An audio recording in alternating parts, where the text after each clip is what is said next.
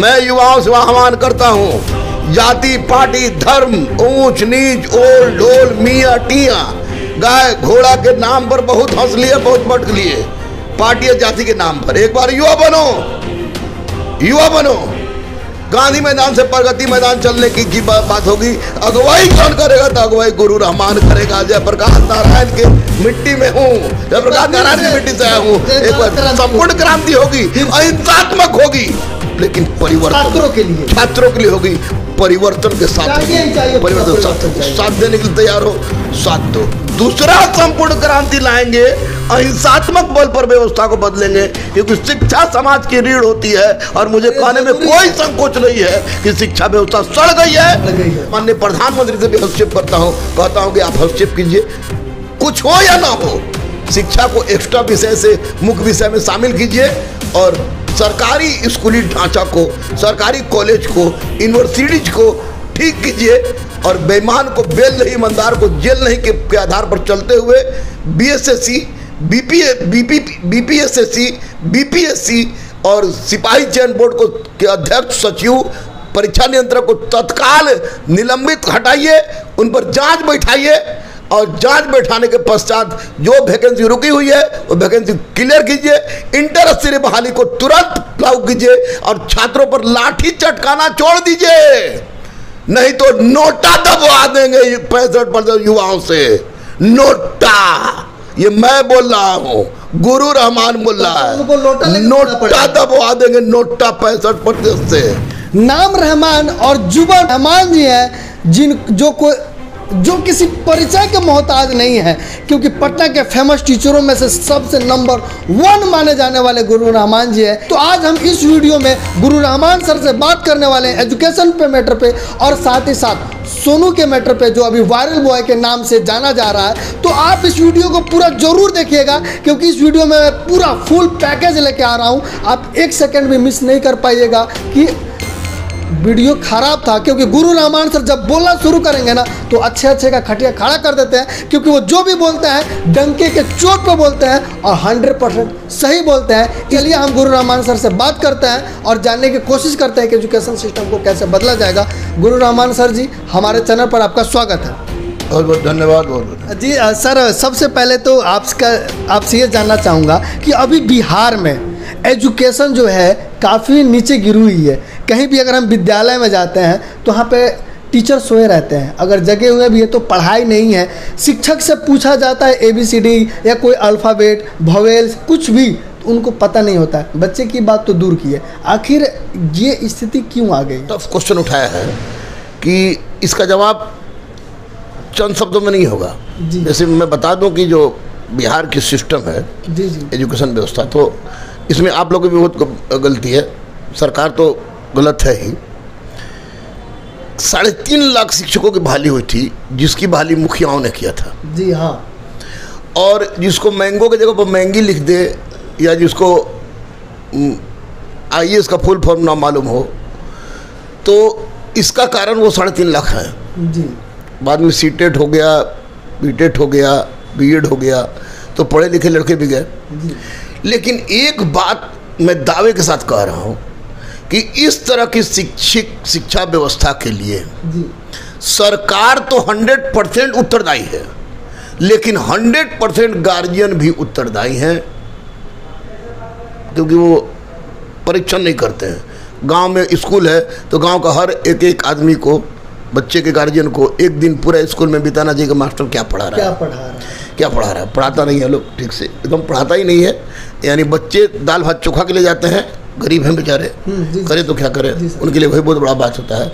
और शिक्षक जो पढ़ाने वाले हैं उनको कहा जाता है, मैं जानता हूँ अच्छी तरह से, इसलिए कह रहा हूँ, स्पष्ट तो कह रहा हूँ, जिस टीचर को बुरा लगे या जिसको कि जो पढ़ाने वाले टीचर हैं उनको हेड मास्टर या पेरेंट टीचर कहते हैं कि देखो सब काम करना, पढ़ाना मत, और जो नहीं पढ़ाने वाले तो छोड़ी बात ही छोड़ दीजिए। अब प्रश्न उठता है इसके लिए दोषी कौन है? तो एक बात याद रखिएगा, बिहार के हालात को देख लें हम, तो बिहार के में सिपाही की परीक्षा होती है, एक्साइज की परीक्षा होती है, SI की परीक्षा होती है, BPSC 66वीं होती है। 8 साल से बीएसएससी ने इंटर स्तरीय का रिजल्ट नहीं दिया है। एनटीपीसी में क्या हुआ देख भी किए आप। जी जी। और बीपीएससी में तो नंगा नाच हो गया। इसका मतलब कि मुझे लग रहा है कि युवा विशुद्ध है और सरकार शिक्षा व्यवस्था को, जिस तरह हम लोग को मैट्रिक में एक्स्ट्रा सब्जेक्ट रखना था, जी जी, तो एक्स्ट्रा सब्जेक्ट के रूप में शिक्षा को रख दिया। और सबसे बड़ी बात है कि आज आर्थिक खाई, शैक्षणिक खाई इतना गहरा हो गया है कि इसको भर पाना बहुत मुश्किल है। लेकिन सरकार अगर ठान ले तो कुछ भी कर सकता है। आज प्राइवेट स्कूल और सरकारी स्कूल में आसमान जमीन का अंतर है। रिक्शा वाला भी है जी, तो उसके मन में एक विचार आ रहा है कि हम बच्चा को कम से कम वैसा स्कूल में पढ़ाएं जो इंग्लिश स्कूल है। भले बड़ा बड़ा स्कूल में नहीं पढ़ा पा रहा है, लेकिन छोटे स्कूल में पढ़ा रहा है, लेकिन प्राइवेट स्कूल में पढ़ा रहा है। उसका कारण है कि मैं सेंट बोरियस स्कूल का प्रोडक्ट हूँ। सेंट बोरियस समझ रहे हैं ना, ये बोरा लेके, सिलेट, पेंसिल, झोला लेके, पॉकेट में चूड़ा चीनी लेके, उस समय से जो शिक्षक थे पढ़ाते भी थे, बदमाशी करने पर कोहड़ा जैसा पीटते भी थे, वो भी डंडा से उल्टा लटका, हाँ लटका लटका, जैसे लगता था कि कितना बड़ा अपराध है। हम लोग अपने से जमीन को गाय के गोबर से एकदम लिप के सुखा देते, मार भी झोला तो होता था, लेकिन पढ़ाई जबरदस्त थी, जबरदस्त थी।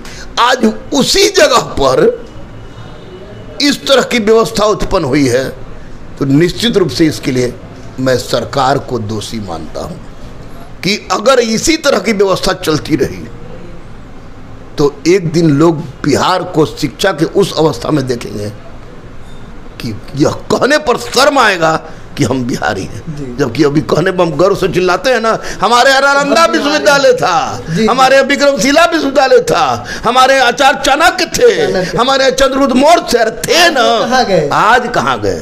कौन इसके लिए उत्तरदायी है? तो सरकार। आज दूसरे नंबर पर जो उत्तरदायी है वो है हमारा युवा वर्ग। स्टूडेंट दरोगा का स्टूडेंट है, सिपाही का स्टूडेंट है, ये आपको सीटेट और बीटेट का स्टूडेंट है, सचिवालय सहायक का स्टूडेंट है, इंटर स्तरीय स्टूडेंट है, बैकवर्ड स्टूडेंट है, फॉरवर्ड स्टूडेंट है, एससी स्टूडेंट है, एसटी स्टूडेंट है, हिंदू स्टूडेंट है, मुस्लिम स्टूडेंट है, राजद स्टूडेंट है, कांग्रेस स्टूडेंट है, भाजपा स्टूडेंट है, आप स्टूडेंट है, जहाँ पर स्टूडेंट है, लेकिन साला युवा स्टूडेंट नहीं है। और जिस दिन युवा इस सारा छोड़ के युवा बनेगा, तो मैं आपको बता दूं कि मैं जयप्रकाश नारायण का पड़ोसी हूँ, हमसे 2 साल बड़े थे वो, 74 में क्रांति लाए थे, हम 76 के प्रोडक्ट है।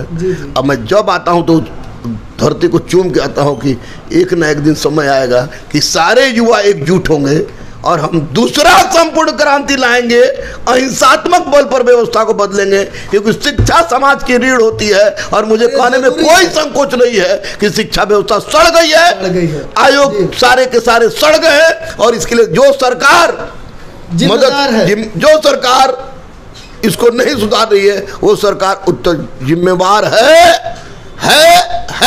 मैं युवाओं से आह्वान करता हूँ, जाति पार्टी धर्म ऊंच नीच ओल ढोल मियाँ टियाँ गाय घोड़ा के नाम पर बहुत हंस लिए, बहुत भटक लिए, पार्टी और जाति के नाम पर। एक बार युवा बनो।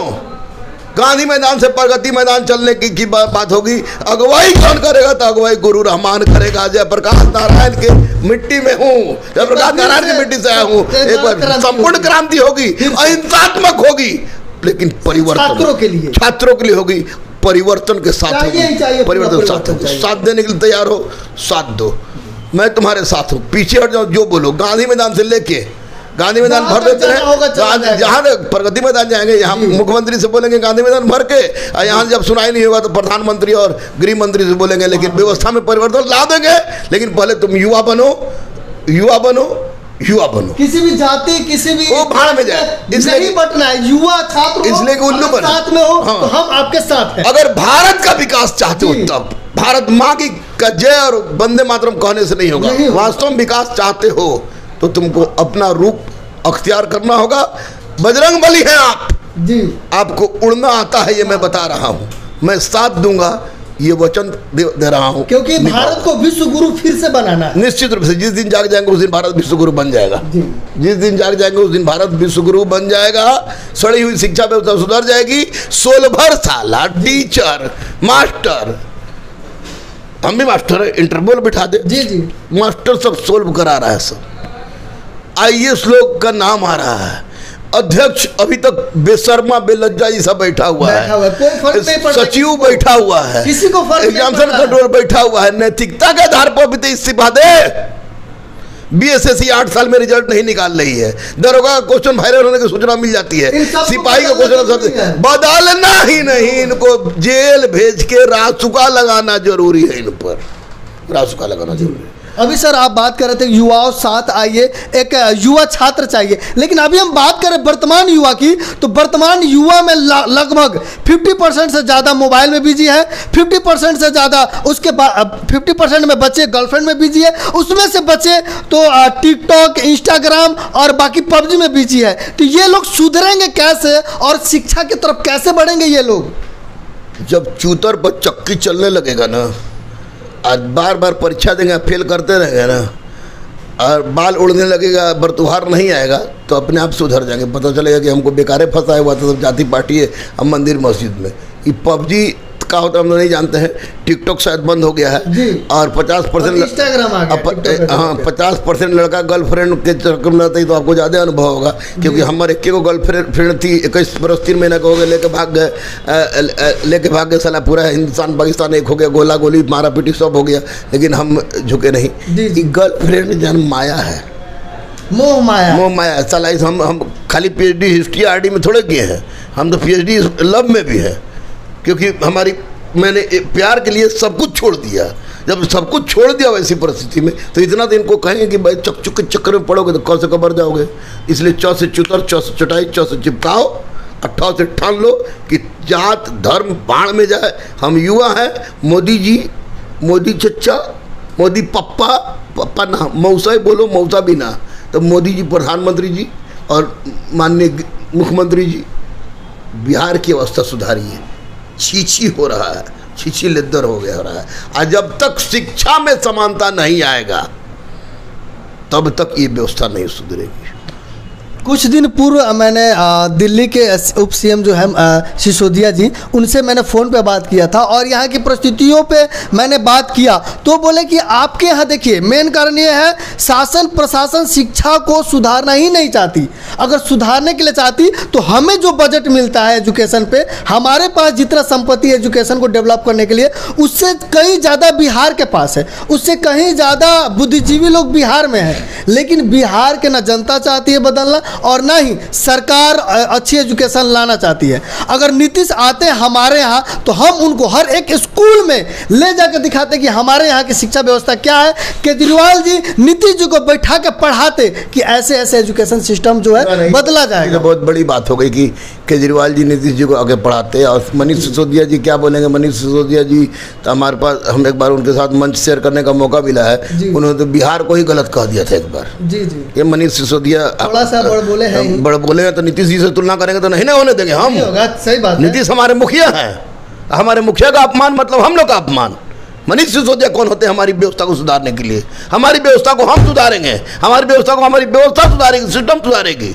इसके लिए माननीय मुख्यमंत्री नीतीश कुमार हो या माननीय मुख्यमंत्री कोई हो वो सुधारेगा। मनीष सिसोदिया क्या दिखाएंगे? स्कूल क्या कर, दिल्ली में गरीब नहीं है, दिल्ली में नहीं भीख मांग रहा है सब। दिल्ली में कितने अरे ऐसा नहीं सुन जगह है भयानक।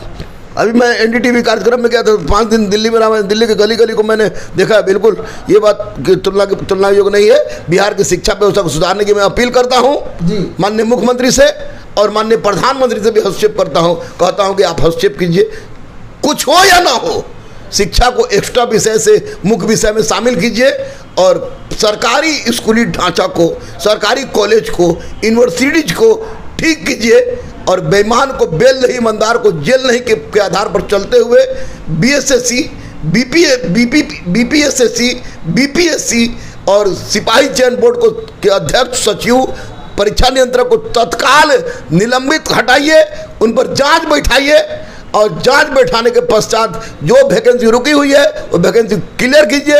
इंटर स्तरीय बहाली को तुरंत लागू कीजिए और छात्रों पर लाठी चटकाना छोड़ दीजिए, नहीं तो नोटा दबवा देंगे 65% युवाओं से। नोटा ये मैं बोल रहा हूँ, गुरु रहमान बोल रहा उनको लोटा है। लेके नोटा दबवा देंगे, नोटा 65% से। और मैं 45 वर्ष मैं जवान हूँ, तो मेरे जैसे 5% होगा, 65, 75 प्लस नोटा दबवा देंगे, औकात पता चल जाएगा, चाहे केंद्र हो या राज्य हो। जब नोटा दबेगा तब तो उनको लोटा लेके घूमना पड़ेगा। अब लोटा ले घूमे या बाल्टी ले घूमे मतलब नहीं है, लेकिन मैं अपने युवाओं को स्पष्ट रूप से कहूंगा कि अगर इंसाफ नहीं होता है, चोर नहीं पकड़े जाते हैं, शिक्षा व्यवस्था में सुधार नहीं होता है, बार बार आप लोग बैकवर्ड फॉरवर्ड SC ST मियाँ टियाँ मंदिर मस्जिद गुरुद्वारा चर्च करके बरगलाइएगा, शिक्षा व्यवस्था को चौपट कीजिएगा, तो हम नोटा दबाएंगे, यह हमारा अधिकार है। जी चलिए, चलिए गुरु रहमान जी, आपने मुझे समय दिया, इसके लिए बहुत बहुत धन्यवाद। और मैं आपको हैट्स ऑफ करता हूं कि आपसे बात हुआ, आपने इतनी अच्छी बात की, मेरी भी खुद आंखें खुल गई और मुझे आपसे बहुत कुछ आज सीखने को मिला। Thank you. सीखने को मिला तो उसको ज़मीन पर लाइए जी। अब भी जहाँ पर उसको जाति तोड़ने की बात कीजिए, सांप्रदायिक तोड़ने की बात कीजिए, और पढ़ाई की बात कीजिए, केवल पढ़ाई की बात कीजिए, और बोले कि युवा एक हो। चलिए बहुत बहुत धन्यवाद। तो दर्शकों देख रहे थे, हमारे साथ गुरु रहमान जी थे, जिन्होंने हर मसले पे बात किया और खास ही खास बिहार के सभी युवाओं को एकत्रित होने के लिए इन्होंने आह्वान किया है कि अगर आप बिहार को बदलना चाहते हैं, वाकई में शिक्षा व्यवस्था को में सुधार लाना चाहते हैं, तो जितने भी बिहार के युवा हैं आप लोग इकट्ठा हो जाइए, क्योंकि रहमान सर आपके साथ आए हैं। अगर इसके लिए आंदोलन भी करना पड़े तो गुरु रहमान सर आपके साथ कदम से कदम मिला के जरूर चलेंगे। बस आप लोग जाग जाइए और मिसाल लेकर विवेकानंद की तरह आप लोग निकल पड़िए, बाकी सफलता तो जरूर मिलेगी। कैमरामैन भैया जी के साथ मैं सुनील कविराज और आप देख रहे हैं इंडियन टाइम्स न्यूज। जय हिंद।